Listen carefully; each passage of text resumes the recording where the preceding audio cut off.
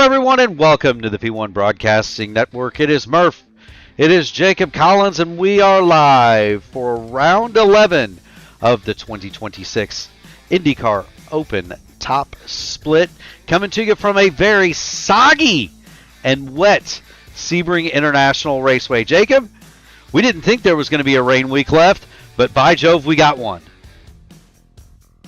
I think we just forgot, to be quite honest. But nonetheless, this is not uncharacteristic for Florida in the springtime. It is indeed dropping precipitation from the sky. We're going to have to see just how much that impacts this track, because there's always quite a bit of substantial accumulation on the track as it stands. We are indeed. This track is in South Central Florida. We're about 70 miles south and southeast of Orlando and Tampa, about 140 miles northwest of Miami. It is right smack in the middle of the state. Of course, this track is a haven for the sports cars. Indy cars have never raced here, although they do test here quite a bit, don't they, Jacob? Yeah, they typically use it as kind of the preseason test, namely for kind of how bumpy this track is, for kind of the best way to get street course data without having to access an actual street track that's pretty difficult to come by in the offseason. Most certainly is. The track record here is held by Kumi Kobayashi in a Toyota TS050 hybrid during the 2019 FIA 1,000 miles of Sebring, not the 12 hours, and the 1,000 miles of Sebring. They had a double that year. They had the FIA World Sports Car Challenge and the World Sports Car Championship and the 12 hours of Sebring on a Saturday-Sunday tilt. I wish I could have made that one. That was a pretty cool weekend. The American prototype record, minute 46:151, held by Felipe Nasr and Ringer Van de Zand in a Cadillac DPI during the 2021 12 hours of Sebring. What are we looking at in terms of lap times here, Collins? What's your thoughts? What we're going to see? Well, I know in the dry, drivers are doing 138, 139 on the pointy end of things. You got to imagine we're going to get slowed up at least a couple seconds here. I'd say maybe low 140 is maybe the best we could see. It depends just how treacherous the conditions really are around here. I'd imagine maybe 140, 141, 142. We'll just have to see as drivers make their way through qualifying here. We will indeed. Speaking of qualifying, we're going to go ahead and get Anna Klimek up here, and the reason we've got Anna is because that is the story. We've got this race and the oval at Phoenix left, and it is a tight battle, Jacob, for the top spot for the championship here. Anna Klimek, 1,818 points. Kevin Burrell, 1,791. So not a lot in it between Anna and Kevin. Alan Berteau sits a little bit further back on 1,633. Logan Edwards and Matt Taylor round out the top five in your point standings, and they are well off the pace of the top three. So three-way battle for the championship between Klimek, Burrell, and Berteau. Anna clinging to a 27-point lead, and around she goes in qualifying, a little bit heavy on the accelerator there, and she'll back it up, Jacob. She'll back that car up and take it back out on the road. A strategy maybe because she's already got some heat in those tires? Well, you have to imagine that once you get rolling, you're not maybe going to have enough time to get another outlap back out there. It's going to stop once again on the track with a big slide. I think the big thing is that you just kind of want to keep the momentum up as much as you can, right? You don't want to have to go back around for another outlap. You know, even if this lap turns into a throwaway, still gets you closer to that second lap where ultimately you can hopefully get a time down. Well, and speaking of times down, Anna's not the only one out there as she goes off the track at sunset one more time. Anna is not the only one out there that's having some issues. Cameron Stevens and Sophia Connell have set the only two timed laps thus far. And now we're seeing lap starts coming. Cameron Stevens is the only one at sub 2 minutes. Yeah, we see Edwards jump to the top. We were well off estimates. I think the track's a lot more wet than it looks, even from the outset. 158, 162 provisionally for the pole from Edwards and his Luke Mansky Racing Esports machine. That time likely to fall as more cars get a time in. We'll just have to see just who is kind of able to tackle these very, very treacherous conditions the best here in qualifying. Yeah, I mean, look at how treacherous it is from the onboard of Anna Klimek. On board with the deer, and you can see the Rain-X on the windscreen working. But my goodness, I mean, she is fighting that Taylor Mills racing machine all the way around the course. And I think that's one thing that we've kind of noticed is even more exacerbated with this hybrid system in the cars. It's already very difficult to get this car slowed down into the corners with that extra rear weight, and especially at a track like this where so many of the braking zones are very bumpy, so the slightest little bit of kind of that suspension upset can put you in for quite the ride heading off into each and every one of these corners. It most certainly can. Do want to thank everybody for tuning us in. If you haven't already done it, make sure you hit the like button, ring the bell, subscribe to the channel so that you can join us every time we do this, which is pretty much every night of the week. We've got a doubleheader tonight. Jacob Collins, you're taking the INDYCAR cars to Mexico City after this? Yes, sir.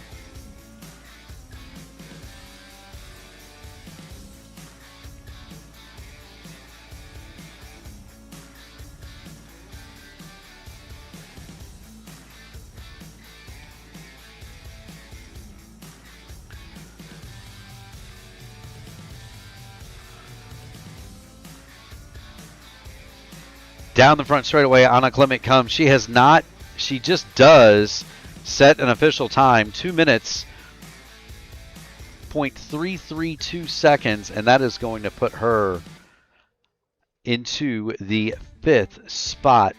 The weather, well, I think that's pretty self-explanatory, Jacob. 73 in the air, 71 on the track. I don't know what the bug is, but I pretty much say that's 100% humidity, wouldn't you? Yes. Mostly cloudy. It is windy in the sim at Sebring tonight, southeast out of 20. But the big news is going to be the dampness on the racing surface, and we're going to follow that story. Jacob Collins is an in-sim weatherman, so he's going to be keeping us updated on where the rain's coming from and when, as we get ready to tackle the Sebring International Raceway. Yeah, it looks like we're seeing an east wind kind of blowing very light precipitation almost repeatedly. It's band after band after band. It's not, there may be small gaps in which it isn't coming out of the sky, but the track is going to remain wet in those gaps, and it's just going to come down raining once more.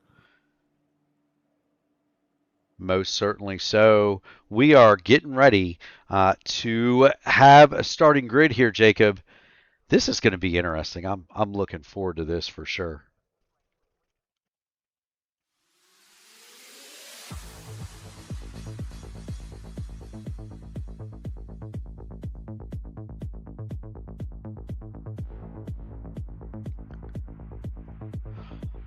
On the pole with a lap of 1 minute 57.909, it's Logan Edwards, the old narc brain, outraces Jarrett Corey to the pole position, and he did so by 0.6 of a second. Second row, Alan Berteau and Kevin Burrell, the Fiercely Ford duo. They'll be followed by JT Smeet and Cameron Stevens in row 3. Anna Klimek starts next to former series champion Rashad Craig in row 4. Joseph Cazorla and Sophia Connell are going to make up your top 10. In 11th, it's Harry Jetters. 12th is Indy Kirchenbauer. Robert Tang, Seb Alexander are going to make up row 7. They'll be followed by Thomas Van Kirk and Lilac Zier. Matt Taylor, Ty Keela, a couple of oval guys, are going to start in row number 9. They'll be followed by Nigel Honiger and Logan Spath, rounding out your top 20. In 21st, Joseph Manning and Hunter Ingrav did not get a time owing to these treacherous conditions, Jacob. That's quite the field spread, and I think getting a qualifying lap down that's remotely reasonable here might help a lot of these drivers out. You know, we talk very much about visibility when it comes to the rain in these cars in particular. We have windscreens on them, and they do wick with kind of that Rain-X and stuff, but we don't have things like wiper blades or any other things at our disposal to wipe that rain away. So it's pretty much at the disposal of just kind of as fast as the rain wants to get off the visor in front of you. Yeah, I mean it's you know I can't talk. The windscreens are made out of polycarbonate. They are not glass, and they are very heavily waxed. You know, they use Rain-X and all sorts of different treatments on those things to keep them as absolutely slick as possible. Because you're right, Jacob. There are no windshield wipers on these cars. It's not a sports car, not a prototype, and it's going to take. It's not a sports car. It's not a prototype, and it's going to take, you know, some speed to get that water blown clear as we get away on the parade lap. And you can see how wet it is. They're kicking up a rooster tail. Looks like an unlimited hydroplane race going through turn number 1 here at Sebring. That would just be turn 1. We're going to head down to turn number 3. Now this is tricky. This is a left-hander, and then it's immediately followed by a quick right and another quick left at turn 5. And then Jacob, you're gonna fly down the straightaway through Big Bend, which is all flat out, toward turn number 7, the famous hairpin here at Sebring. Very tricky hairpin that is. You got to slow basically all the way down and point the car almost 180 degrees the opposite direction as you kind of work off of it into a quick left, right, and then you're just barreling down to another 90-degree corner. Yeah, most certainly so. So you get off the hairpin, and then you go through 8 and 9. Here's the hairpin. You go through 8 and 9, which is the Fangio section of the course. This is more or less flat out in the dry. And then you get to turn number 10, which is a very, very, very hard right-hander, 90 degrees, as you say. You come around Collier, which is where they're going now, toward the Tower corner, which is 13. They call it Tower because this is originally an Air Force airfield, or Army Air Corps airfield, if you want to call it that. But that's where you would go if you wanted to go to the control tower. Instead, they'll hang a right, and then they start flying down from there through the Bishop corner, and then through Lamar, also known as Sunset, through Lamar. That's 15 and 16. There's a little chicane there, then a hard right-hander down the Ullman Straight, and then the famous Sebring corner, the Sunset Bend. It is fast. It is bumpy, Jacob. You can spin yourself out and get yourself into trouble over there in a hurry before you blast back down toward turn 1. This track is 3.648 miles in length. And it is going to be a lot of fun to see these cars in the rain, Jacob. Hey, you talk about particularly that Sunset Bend. The tagline for the track and that corner is kind of respect the bumps, because if you don't, they will eat you up and spit you out right into a tire barrier faster than you can blink. So it's definitely a very tricky corner, only to be all the more tricky in these wet conditions here tonight. That was the Le Mans set of corners, 15 and 16, and they're heading down the Ullman Straight now. The Porsche 911 leading these Indy cars. It has stopped raining for the time being. Everybody is on wets with the exception of one car, Jacob Collins, and that's Anna Klimek. She has chosen the black primary tires.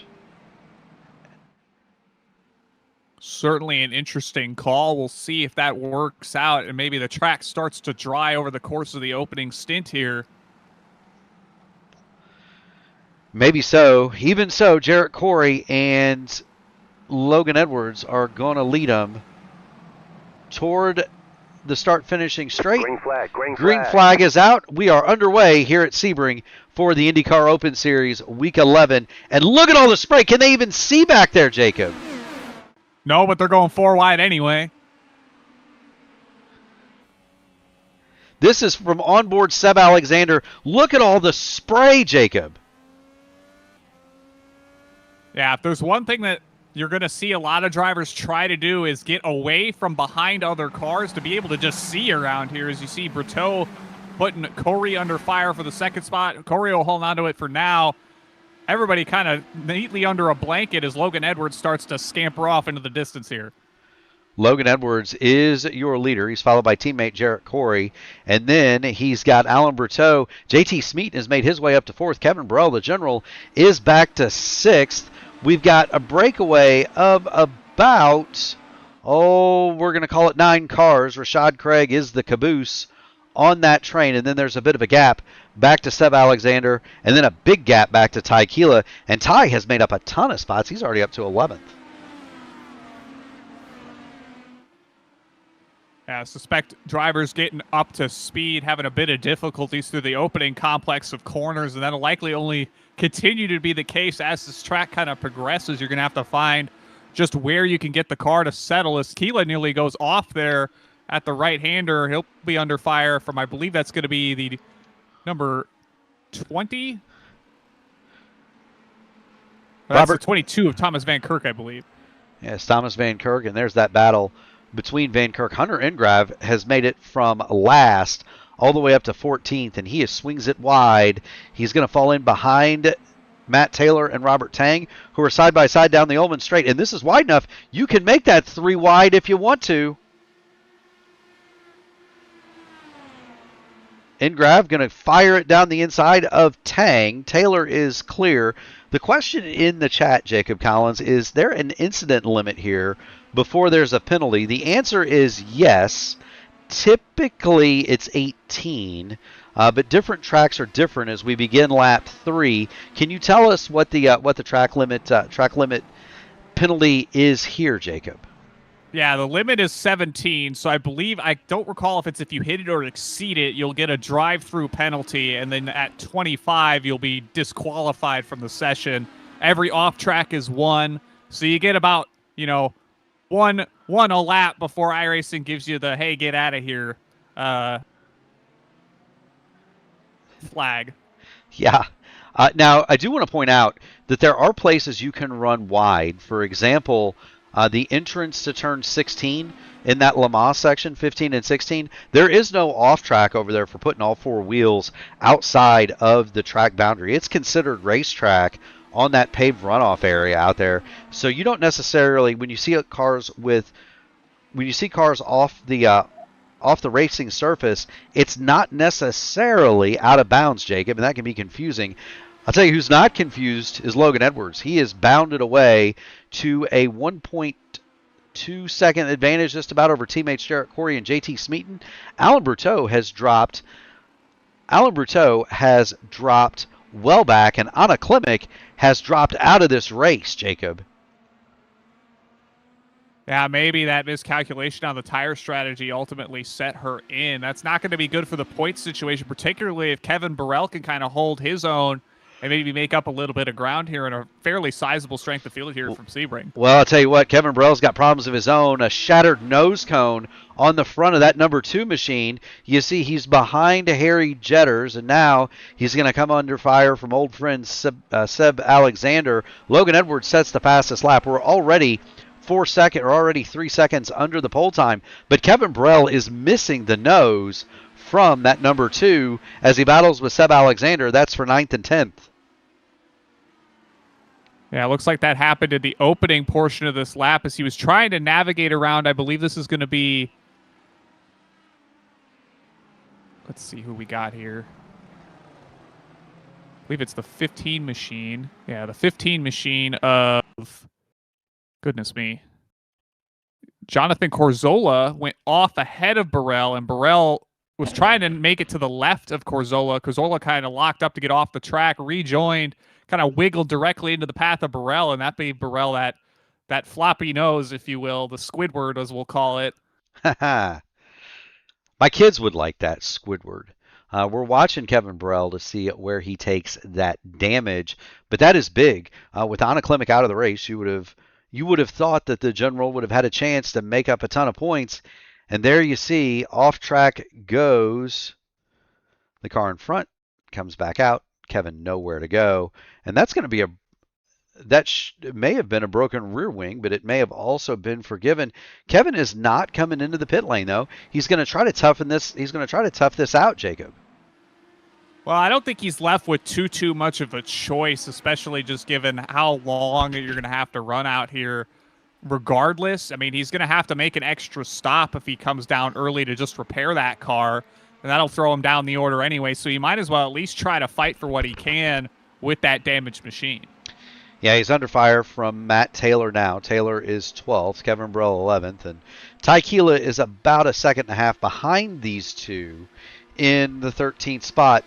The real story here, though, is the Luke Mansky cars. Logan Edwards has sauntered away. He's built nearly a 2-second advantage. JT Smeaton, Jarrett Corey are right together for second and third. Big wiggle from Smeaton through turn number 3, 4, and 5. They're all wiggling, but that was a bigger wiggle than normal. Corey cannot capitalize, and that's brought Alan Berteau into the discussion. 2, 3, and 4 right together. Jonathan Oh, Berteau had to take evasive action as he nearly ran into the back of the cars ahead of him. Well, that would be problem number 2 for the Fiercely Ford machines. And here you go, Alan Berteau. He's running right in.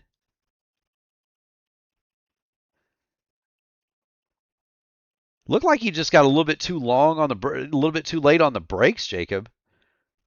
Takes the access road. He never locks them up, but he does take the access road around, so the long way around the hairpin there. He's going to come back out on the course, but he lost about 2 seconds in the exchange. Yeah, I think certainly the best outcome they could have had out of that was avoiding the cars ahead and remaining undamaged themselves. So props to Alan for noticing that he was going to have a bit of a struggle getting into the corner there and taking that access road and get back going. Absolutely. So, Jacob, you have access to it. I cannot see it. So, can you tell who has incident points on your end? I know I cannot. So the question from ML Schelling is, can we tell, or can we keep him up to date on who has incident points? Unfortunately, when you spectate a session, iRacing does not give you that information.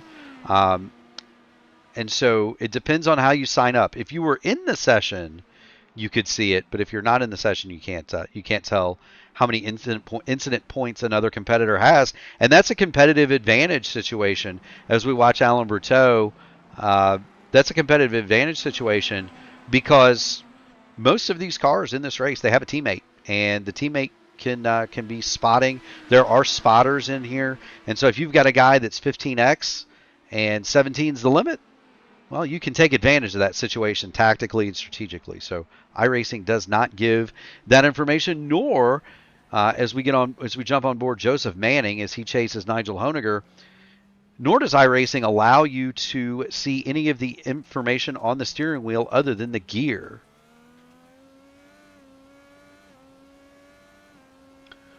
So they keep the anti-roll bar settings, the weight jacker settings, when they're deploying hybrid, what their status of charge is. All of that is kept from the spectator, and again, that's a competitive advantage thing. Go back and look at Robert Tang, Logan Spath. They are running right together, and they've caught now Kevin Burrell. I think I heard this right, that pit stops anywhere between 10 and 14 laps. So all the general really has to do here is hang on for another 10 laps or another 5 laps or so. He can stop, change the nose, fit some new tires to that car. I don't foresee this drying up, Jacob. Do you? No, as we kind of cited at the top of the show, it's going to let up. It's only going to let up in the air for brief moments in time, and the track's going to remain wet and then get hit with another band of active precipitation. So these drivers are going to have to navigate all 24 laps here with some sort of precipitation either on or in the air.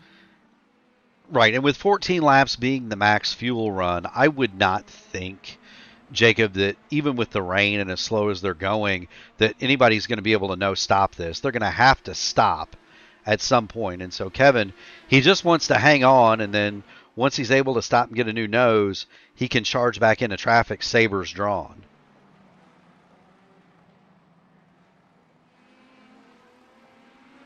And he's not doing that bad of a job of it. Last lap through, 2 minutes 5.110. 206.813 that time. The cars around him are doing 203s and 204s. So given the pace that we know Kevin Burrell is capable of, if he can hang on until lap 10, he's still got a shot to run in the top 10 here.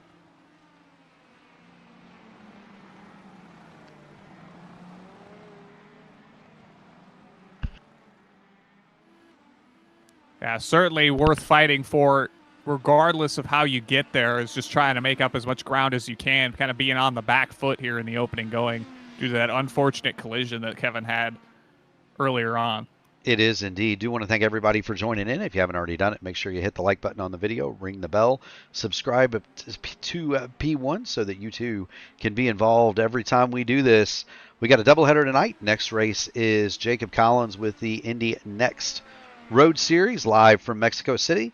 Tomorrow night, it's a triple header. We've got the INDYCAR Oval, fixed oval top split live from Michigan. And if you want to consider sort of a preview of that race, go take a look at the Votive Racing League Michigan race from last night. 43 Indy cars signed in for that one. And although it went caution-free and our good friend Jacob Collins caught a piece of the cement in the opening laps, it was a pretty good show. Yeah, multiple different strategies playing out. It was quite the long, enduring race. I was told that pretty much all the track was blackened up by rubber because we were all over the place last night. Indy Kirchenbauer has the meatball here. He was running all by himself in about 19th place. And watch here, Indy comes down through the left-hander at turn 3. And I believe this thing is going to hook up and go sideways with him right about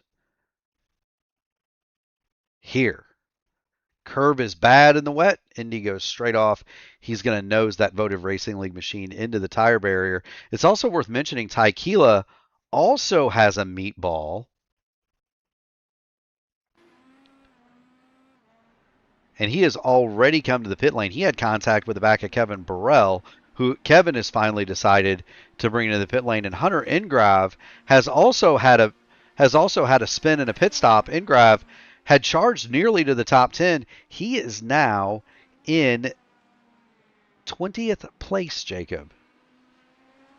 And I think that just goes to show how much of a struggle it's been for these drivers to navigate this track lap after lap, even potentially in their own little spaces, if you will. That pretty much every little element of this track that you don't necessarily think about as much in the dry catches you out just that little bit more. I wouldn't be surprised if, the likes of the paint lines even are catching drivers out in a number of cases, because those, as they say, slippery when wet. That's how paint works. Well, it's a great point, Jacob. And ML Schelling, he's got a great point too. Did they get to practice in the rain? The answer is practice was dry, at least the session that I was in. Now, a lot of these drivers will have their own private sessions. Their teams will have private sessions before the race starts in the week leading up to a race, and so they'll make the track wet just to build a setup for it, just in case. But to answer the question, the practice session before the race split, they were all dry.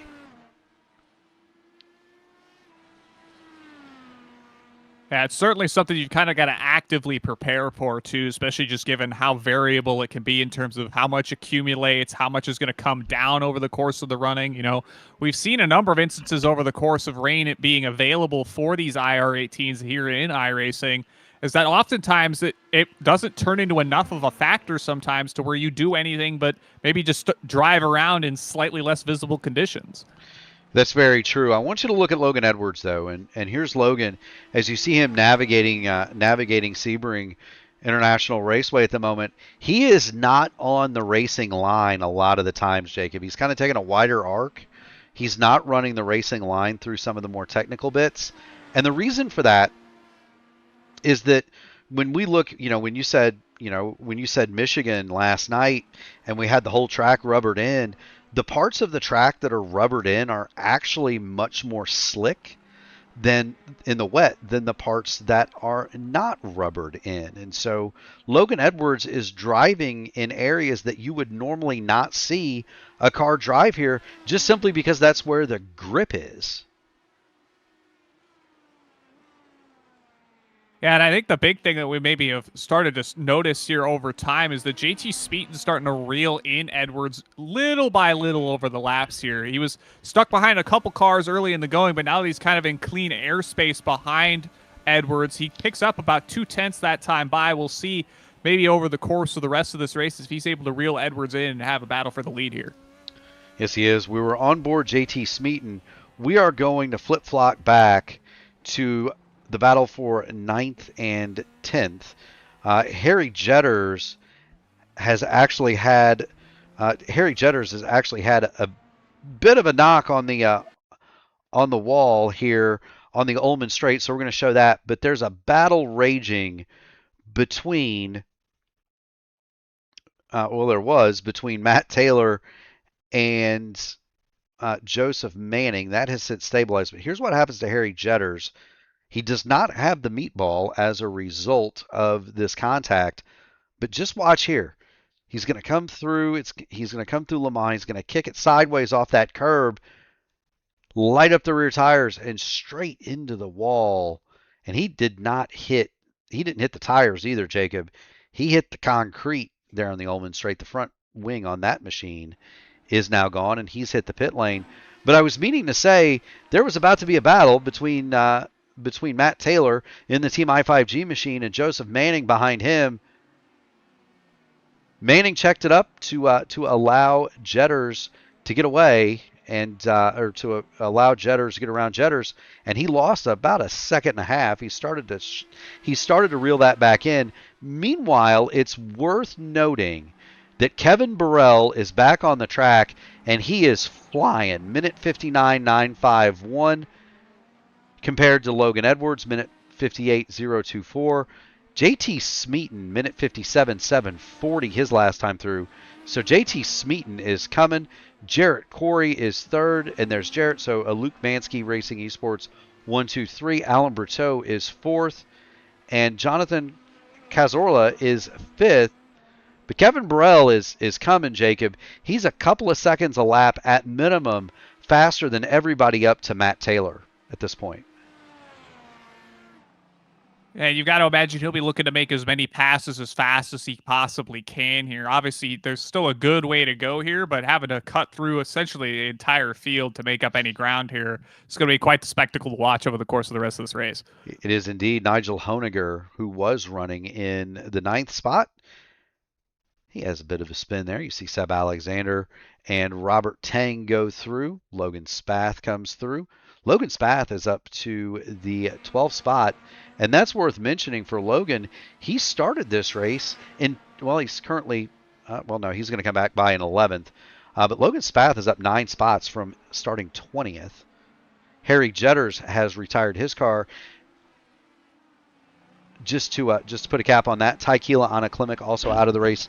Indy Kirchenbauer is still on pit lane under repair, but he has been there for quite a while, Jacob. Over 5 minutes. A likely significant damage on that IR18, especially given the kind of the kick flip he might have had off the curb, if you will, into the wall. I was about to point out that Hunter Ingrab had caught Thomas Van Kirk. That was right as Van Kirk made it toward the pit lane, and Hunter Ingrab is not sparing the rod. Did you see how sideways that car was, Jacob, going through turn number 3? Holy mackerel. He's wheeling it, that's for certain. He most certainly is. He's right behind Kevin Burrell. Burrell about a second up the road. The General has about 8 seconds until he gets to Matt Taylor. The closest battle on the track is here. It's Seb Alexander chasing Joseph Manning and being chased by Robert Tang. And to tell you how close it is, you can't even really see them all from the blimp.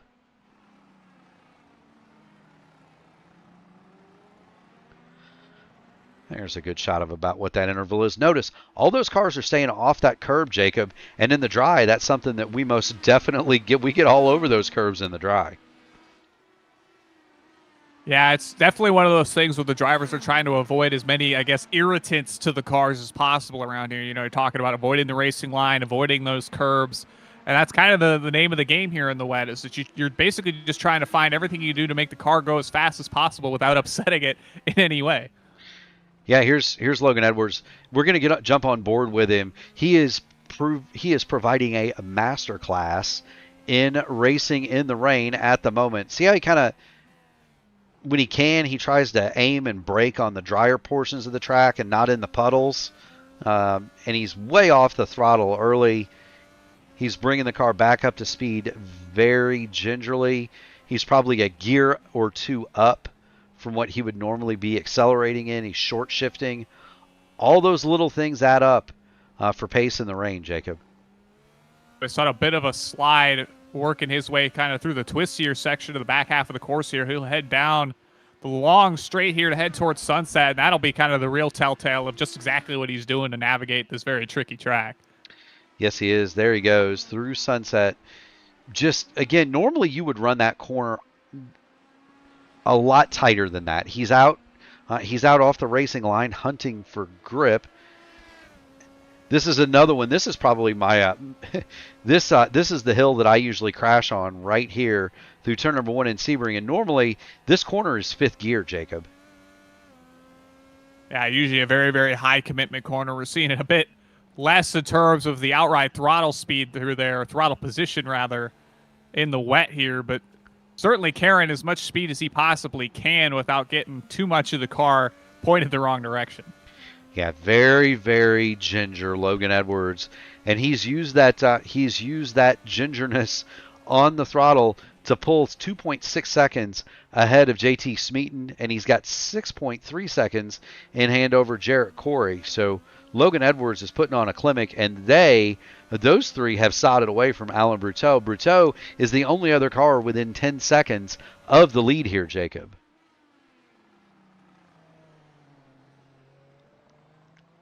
Fairly mistake-free race from these front couple runners here has put them all in solid position to hopefully have a solid finish here as we get towards the second half of this race. Yes, it is. The rain is slowly slowing down. The sun is briefly peeking through, and so the track may start to dry just a little bit. It's not raining in some areas of the track, Jacob. Yeah, kind of looking at that radar, you can kind of make out that the north end or the top end of the track map, if you will, kind of that very technical opening section is getting a bit lighter precipitation heading down towards Tower. Might currently be kind of where the sun's poking out, but it won't be too long before the weather rolls back in and we've got the whole track back under some rainfall. Watching the battle here between Seb Alexander and Joseph Manning, but we need to flip a little bit further back because Kevin Burrell has now caught Matt Taylor. Burrell and Taylor have both stopped. This is a battle for 14th position on the track, and this is a big one for Kevin Burrell, who is now lapping faster than leader Logan Edwards. But it is big for Kevin Burrell because his nearest rival, just 27 markers ahead of him in the championship, Anna Klimek, is out of this race. Kevin Burrell needs a good finish here so that he can close that gap with only one race on the short track at Phoenix remaining. And it'll certainly come down to the wire should that be the case. Obviously, Phoenix very much a difficult track to get around. You know, we've seen comparisons recently of kind of being more of a 1.5, but smaller in some ways. So it'll be interesting to see, should it come down to that, who's able to kind of come out on top in the desert. When you've got the team owner in the chat, you get some intelligence. Logan Edwards is saving fuel up at the front of this field. I wonder as the track gets a little bit more dry here if we're going to see anybody opt for the used wets, Jacob. I don't know if you necessarily have an option for used or new tires when you take them, do you? Well, no, just don't change them. Ah, okay. Right? Scott Dixon, if memory serves, did that did that in a rain IndyCar race at one point in the last couple of years. They don't have intermediate tires in these things, or at least they didn't then. So they went out on, they just didn't change wet tires as the track became intermediate. Now they have inters, of course, but you'll see that strategy move sometimes. If they're on older wet tires, they'll come in and not change them as the track gets to that intermediate state, rather than swap tires and go back out on either cold slicks or cold wet weather tires. So that's an option available to these cars too. Nobody has gone on the dries yet, and I don't believe it's going to get dry enough, Jacob, in order for anybody to do so. No, I certainly would not figure that to be the case, especially given that we're kind of seeing the rain come in and out and in and out. There's not going to be huge opportunities for any of these puddles to really clear up without getting a little more dumped in them. Yeah, Olivia Hayward chimes in, and she says it's not a tread decision for her, more of a temperature decision. And I guess that's kind of what I'm getting at. Would you rather have hot, used wet tires or cold, new wet tires is going to be the choice that these drivers are faced with. Looking at JT Smeaton, he is reeling in Logan Edwards again, little by little, although, again, we have intelligence from Luke Mansky that Logan Edwards may be saving some fuel here.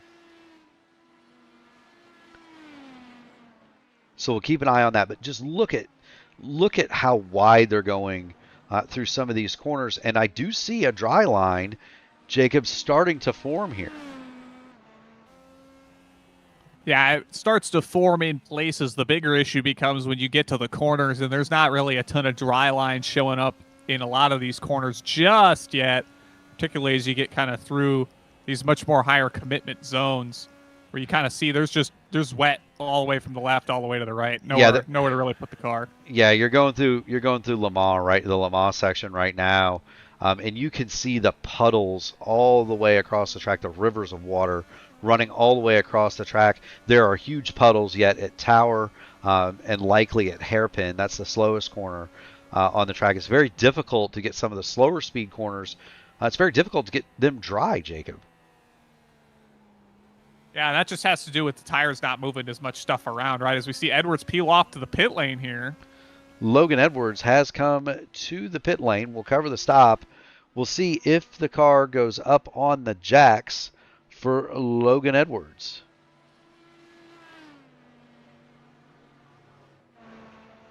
Yeah, his teammate Jarrett Corey will join him, so he won't be the only taker this time around. Logan Edwards did not go up on the jacks, Jacob. So fuel only for him. Jarrett Corey will, though. Yeah, Corey is going to go up, and he'll take tires. So JT Smeaton will assume the lead. He's got a pit stop yet to make. Alan Bruteau, Jonathan Cazorla, Cameron Stevens, and Rashad Craig have not yet stopped. Logan Edwards is now 6th, Corey 7th. They have stopped.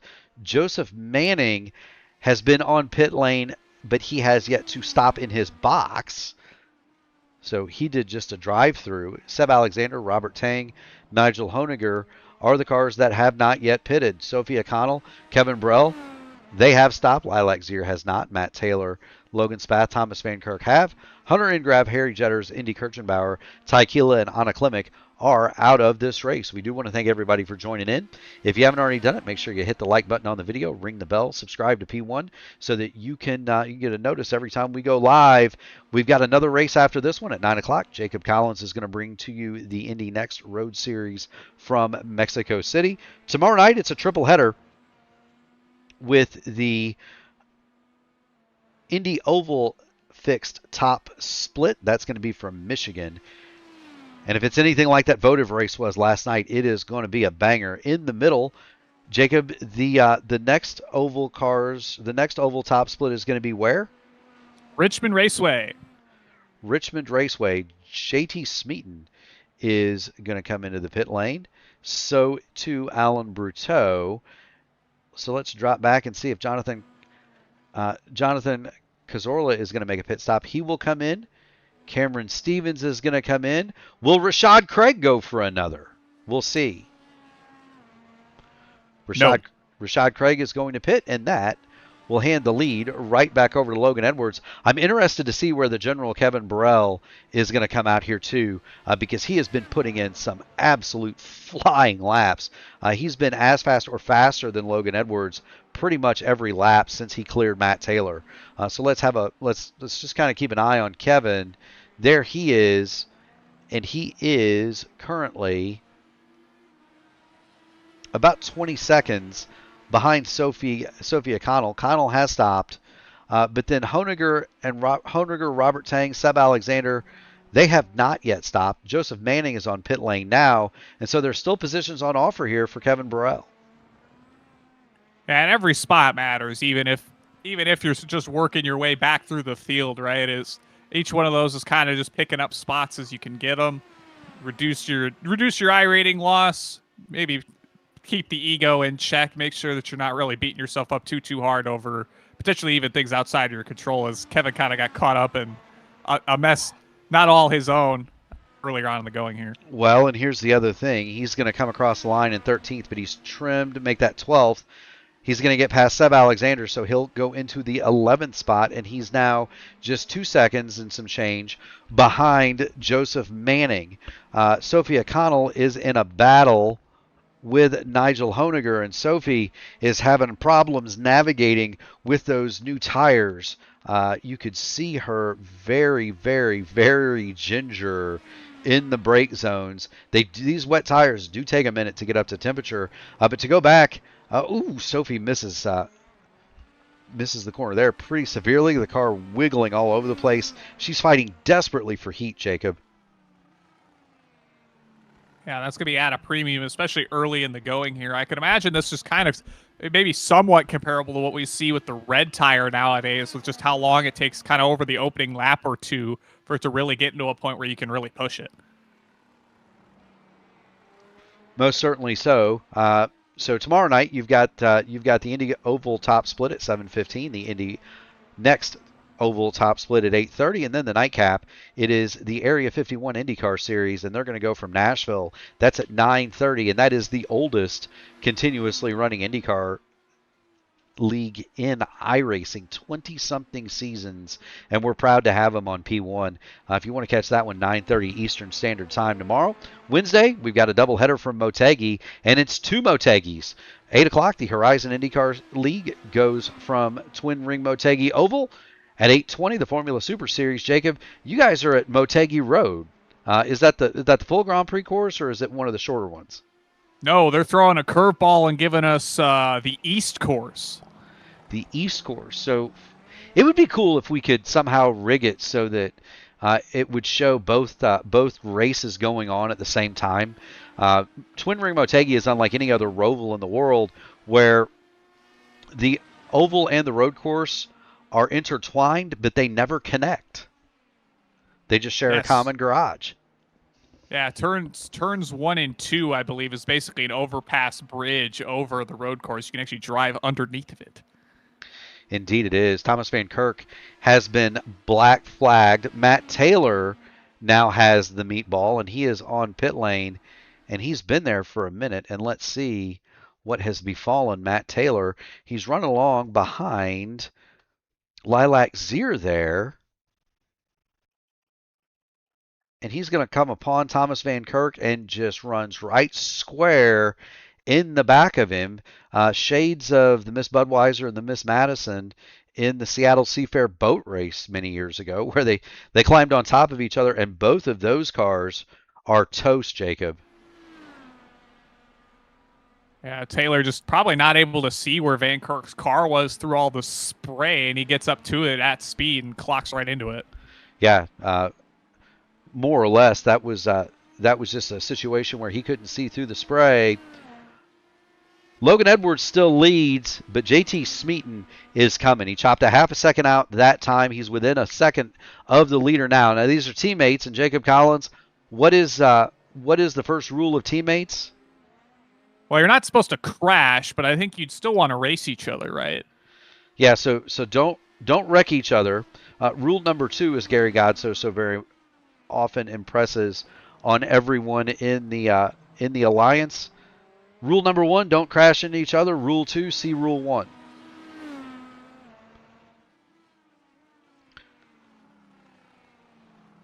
But JT Smeaton is there, Jacob. He has closed the gap on Logan Edwards, and they have left Jarrett Corey about 6 seconds behind this battle. We're going to flop back to Jonathan Cazorla and Cameron Stevens, because Cameron Stevens has gone through Cazorla now, so move Cameron Stevens into the 5th spot. And to check back with Kevin Burrell, he is now 9th, and he is catching Joseph Manning rapidly. So we're going to have a battle for 8th here fairly shortly. Yeah, we're only 3/4 of the way through the 24-lap event as drivers are working lap 18 now. So it's a long way to go, and number of laps still to make up good sizable amounts of time, as I think we're likely going to see a couple more battles between cars before the end of this one. We most certainly are. To continue the and JT Smeaton is now there.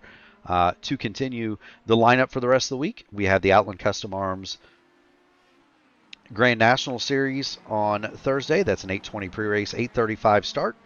And on Friday, it's going to be the AMA Archway Industrial Coatings Truck Series, 8:20 pre-race, 8:35 start. And those races are from Circuit of the Americas. So you can see a primarily oval-based set of drivers take on COTA. Won't that be fun?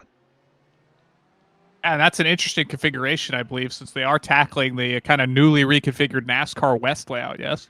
They are indeed. And then Saturday marks the return of the iRacing INDYCAR Series, and that's why Kevin Burrell is so desperate to stay out here. That's why these Luke Mansky cars have come to play.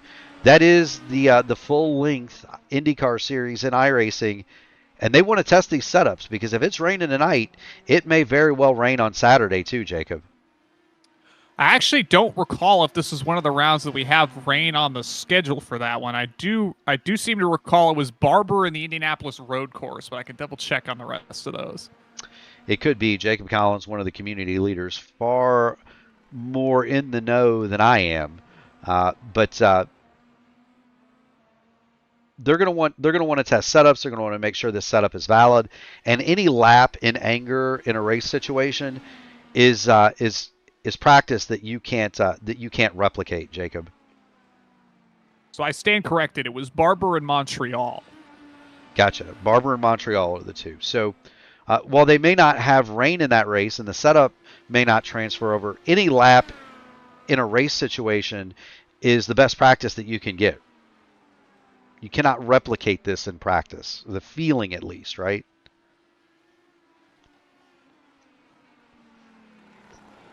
So the only question that remains is Smeaton going to make a dive on Logan Edwards, or are they going to be content for the 1-2-3 here? We'll see. Well, Smeaton was 2/10 slower that last time by and looks to be struggling.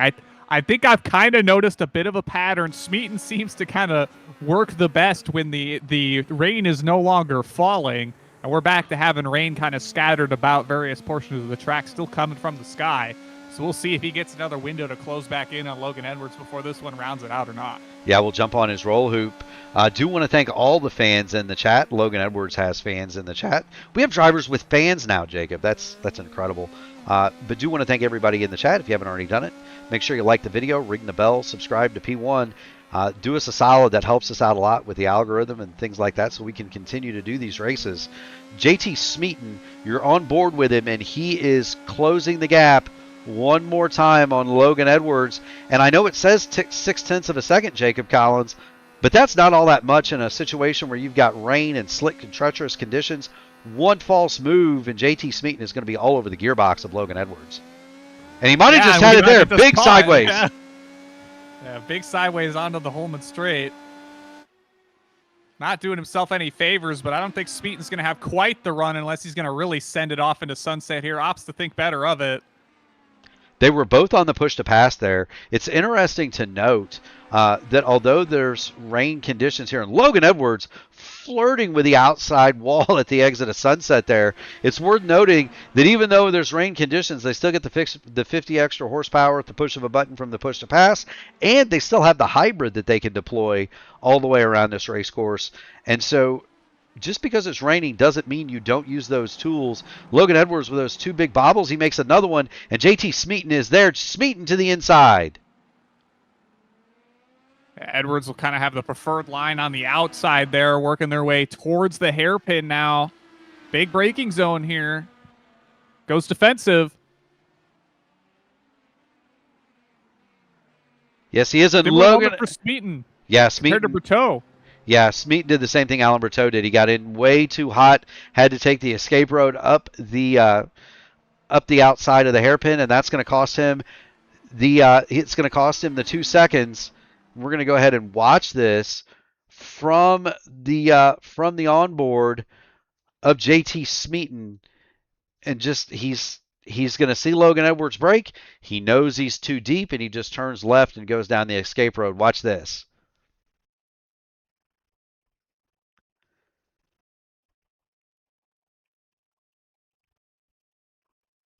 That point, no, not going to turn in, not going to hit your teammate. We're just gonna go up the escape road and live to die another day, as the James Bond movie goes. Smeaton is closing back in one more time though. He had been 2.2 seconds down to Logan Edwards. He's already clawed a half a second back, Jacob. This is not over yet.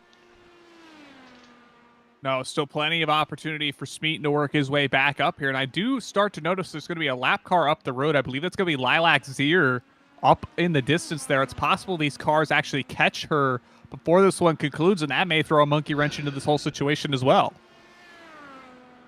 Yeah, Lilac Zier is about 15 seconds up the road from Logan Edwards. She's a minute and 40 seconds behind Edwards last time.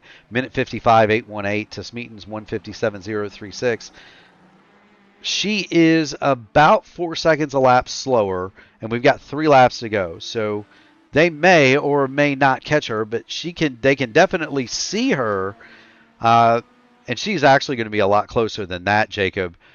Hemorrhaging time. Now, Lilac Zier is one of the better sportswomen, I should say, in the series.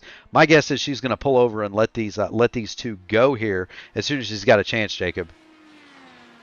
Yeah, they're starting to close back up on it as they head towards, I believe this is Tower Corner here.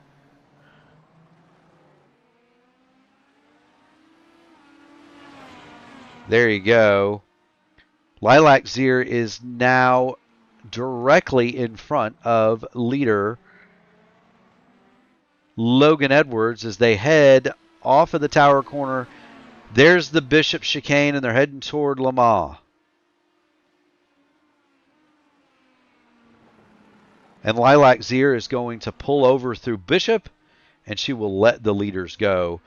That's an incredibly sporting thing to do. JT Smeaton has now halved the distance to Logan Edwards. Again, it's now 0.7 of a second and closing, Jacob. Yeah, props to Lilac for getting out of the way there as soon as reasonable for everybody involved. Gave Smeaton was charging on through there, trying to gain as much time as he could. Heading towards the Holman straight. They've got 2 laps to go here. Does Smeaton have enough to close on in? We're going to see JT Smeaton that time, 154.966. Logan Edwards, 155.905, nearly a second quicker for JT Smeaton over Logan Edwards. And I got to wonder if that decision to not change those wet tires may be coming back to haunt Logan Edwards right now, because he definitely appears to have quite a bit less in terms of grip than teammate JT Smeaton. Smeaton, though, he's not saving those wet Firestones at all. Did you see that slide going through 3, 4, and 5, Jacob? My goodness gracious, he's pushing. Yeah, seemingly lap after lap, he's been hitting that slide harder and harder and harder, but somehow making the time work as he's starting to close even further on the back of Logan Edwards. Yes, he is. Logan Edwards still with the lead. To round out the broadcasting schedule, Sunday we'll have the Classic INDYCAR Series at 2, and the nightcap will be the Dark Horse DW12 Series. They're going to go at 8 o'clock, and then we'll be right back here next Monday night for the series finale at Phoenix, 7 o'clock Eastern Standard Time, right here on P1 Broadcasting. But before we get to Phoenix, we got to decide this one. Is JT Smeaton going to be able to get to and pass Logan Edwards? They're going to come and get the white flag, and we're going to have one more lap to go here, Jacob. Yeah, Smeaton's pushing as absolutely hard as he can as they work onto the Holman straight once more. Edwards going defensive with the Dragon, if you will, working their way down the back straightaway. That's got to be more psychological than anything, right? Just throwing the spray everywhere, not letting the guy behind you take a breath. Can't take anything for granted. White flag is out. There's Barney with it. There goes Logan Edwards, and there goes JT Smeaton. A mere 17 turns to decide it. There's turn number 1. Smeaton still in hot pursuit of Logan Edwards, and he has been much quicker here at the first part of the course in Sector 1 than his teammate Logan Edwards. A bit of a bobble on entry for Edwards. Smeaton closes in. He's going to look to the inside here. Not quite alongside just yet. They're going to power off the corner, start heading their way towards the hairpin. They are indeed. We'd show you the view off the suspension, but that's what it looks like from Logan Edwards' gearbox. There's not much you can see but water spray. JT Smeaton still all over the back of that number 5, but he can't find a way through, Jacob. They are now through the hairpin, up through 8, 9 at Fangio. Coming toward turn number 10. Smeaton fakes to the outside. Is he going to get there? Does not have the time as they go through turn 10. Through turn 11 at Collier. Down toward the tower, Jacob. A bit of a power slide for Smeaton there, working their way through the very tricky technical section here as they get ever closer towards the like of Bishop. He's going to have one more chance probably, or two more chances probably. That would be the Le Mans complex at 15 and 16, and then down the Ullman Straight at Sunset. Those are going to be his two chances to overtake Logan Edwards. Here's Le Mans. I like how wide Smeaton got. He's going to get a big run here, Jacob. Yeah, on the button, ready to go. They're going to head down towards the Sunset Bend one final time. Does Smeaton have anything left? He's trying to get out of the spray. Of course, that also means he's out of the draft. We are on board his roll hoop. He's not going to be able to quite get there. Logan Edwards is going to come across the line. Logan Edwards will win Season 1, Round 11 in the IndyCar Open Top Split. JT Smeaton is second. And now, as we do at P1, we will await the remainder of the field. Jarrett Corey goes through. He is going to be credited with third. It's an all Luke Mansky Racing Esports Podium. That was Lilac Zier coming through. Shu will be credited with 15th spot. Alan Berteau comes across in 4th. And now we get to wait a bit, Jacob, because Cameron Stevens was some 11 seconds in arrears of Alan Berteau. There he goes. Jonathan Cazorla comes through. Rashad Craig will be along here in a moment. There's Rashad. And now we wait some more because Joseph Manning was 34 seconds behind, and he has got a challenge but from Kevin Burrell. Burrell is all over the back of Joseph Manning, and these 4 cars that you see in your picture are for position, Jacob.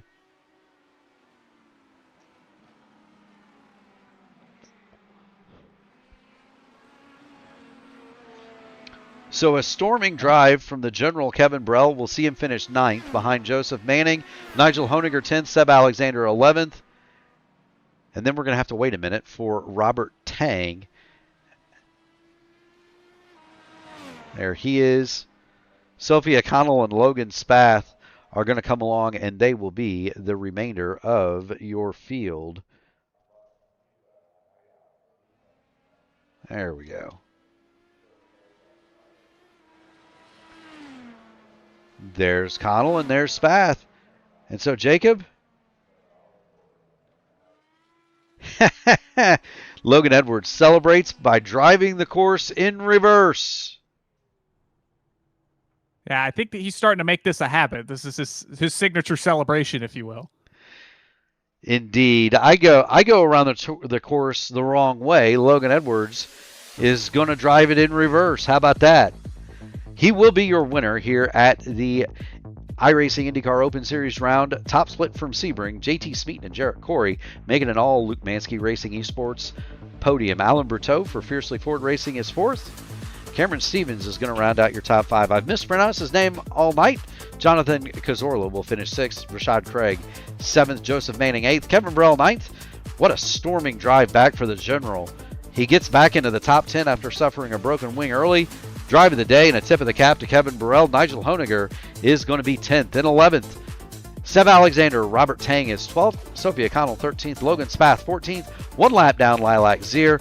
Out of the race, Matt Taylor, Thomas Van Kirk, Hunter Ingrab, Harry Jetters, Indy Kirchenbauer, Ty Keela, and Anna Klimek.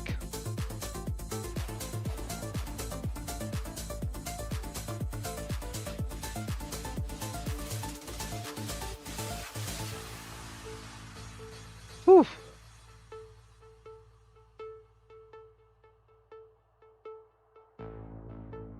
Jacob, I don't know if I can keep having this much fun in an hour and a half. Well, sure you can. Wife's gonna have to get the get the heart medicine after me. My goodness gracious.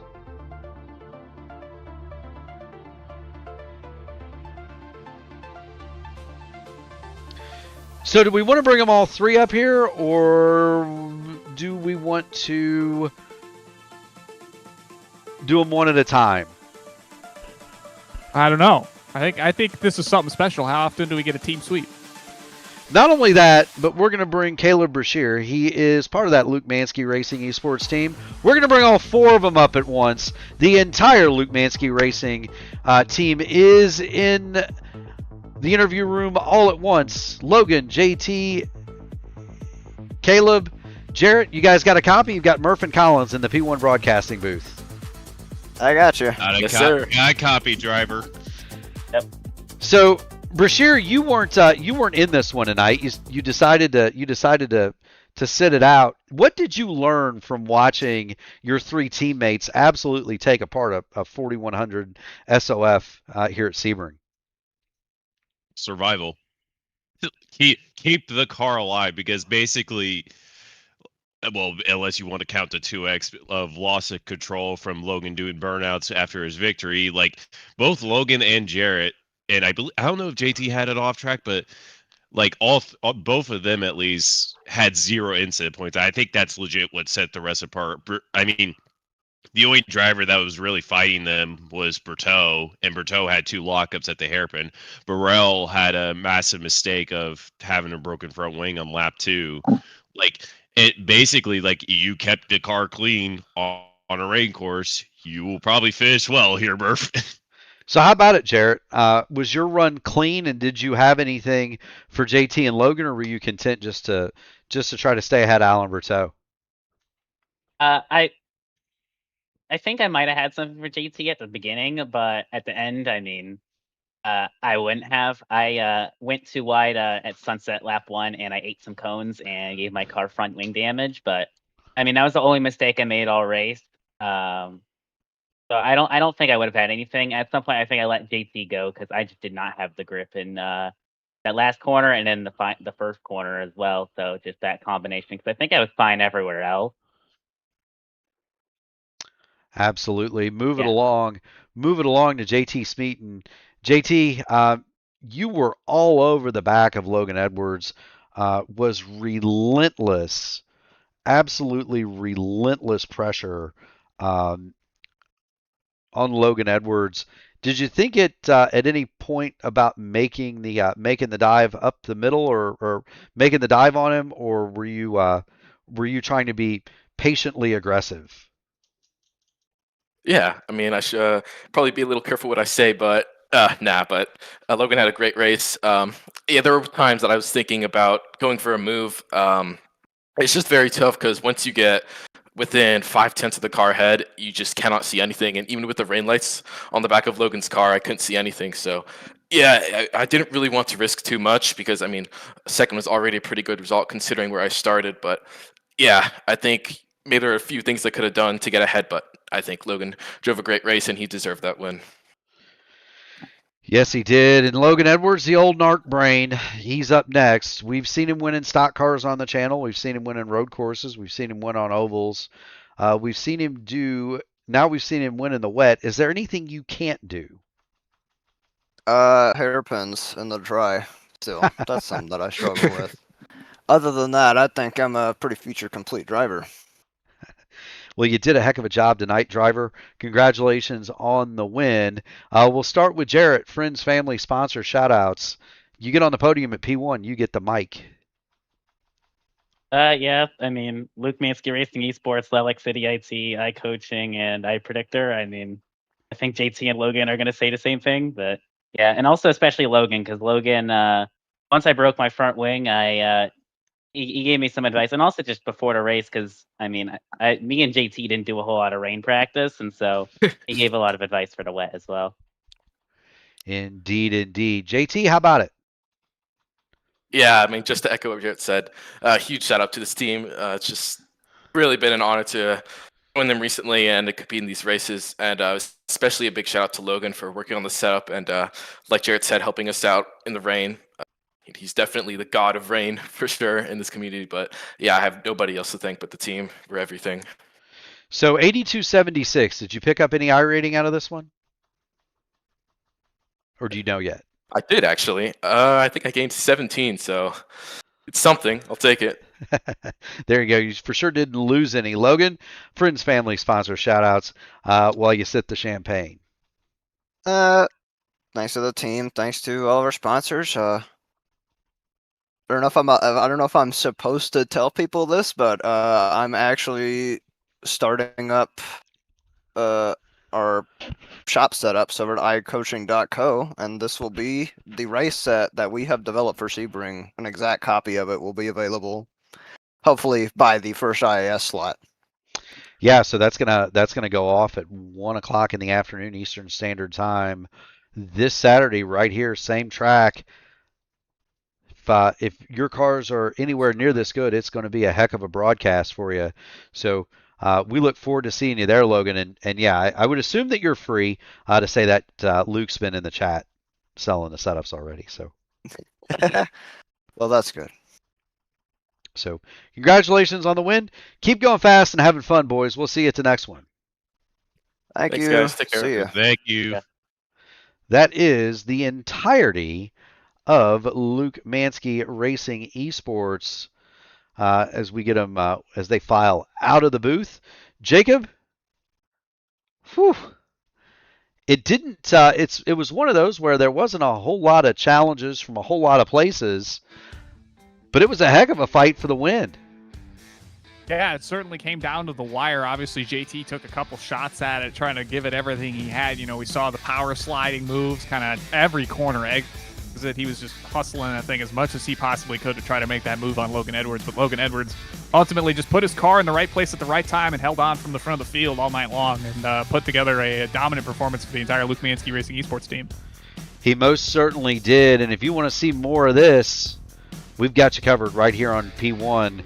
Make sure you hit that subscribe button. Later on tonight, 9 o'clock, Jacob Collins is going to have the Indy Next Road Top Split from Mexico City. Tomorrow, it's a triple header. It all starts at 7:15 Eastern with the iRacing INDYCAR Oval Fixed Top Split from Michigan, and that's going to be a knockdown, drag-out banger, Jacob. Can't wait for that one. It'll be followed at 8:30 by the Indy Next Oval Series from Richmond, and then we'll send it off with a nightcap, the Area 51 INDYCAR Series from Nashville, 9:30 Eastern Time. Wednesday, it's another doubleheader. The Horizon INDYCAR Series is going to be at Twin Ring Motegi Oval. The Formula Super Series will follow them at 8:20. They're going to be on the Motegi Road Course. Thursday, it's the Outland Custom Arms Grand National Series, 8:20 pre-race, 8:35 start. They'll be Friday. It is the AMA Archway Industrial Coatings Truck Series. Same time, both of those races from the NASCAR version of Circuit of the Americas. Saturday, we've been waiting, and it's going to come true Saturday. It is the opener of the iRacing INDYCAR Series from Sebring right here, same track, 1 o'clock Eastern Time. And Sunday, it's another doubleheader. 2 o'clock is the Classic INDYCAR Series presented by the Sim Gaming Expo Sunday afternoon. And then Sunday night, we'll have the Dark Horse DW12 Series from the Dark Horse CW12 series. We do want to thank all of our fans for tuning in. Again, if you haven't already done it, make sure you hit the like button on the video, ring the bell, subscribe to P1 so that you can get in on all the iRacing fun that we bring. For Mark Murphy, or for Jacob Collins, I am Mark Murphy. We do want to thank also the people that really make it the people that make it possible, the drivers, the fans, but the people that really make it possible, the military, the police, the firemen, the EMTs driving the ambulance, and Jacob, the nurse that unloads you when you get there. From the bottom of our hearts, we thank you all. We will see you for Indy next in about 40 minutes.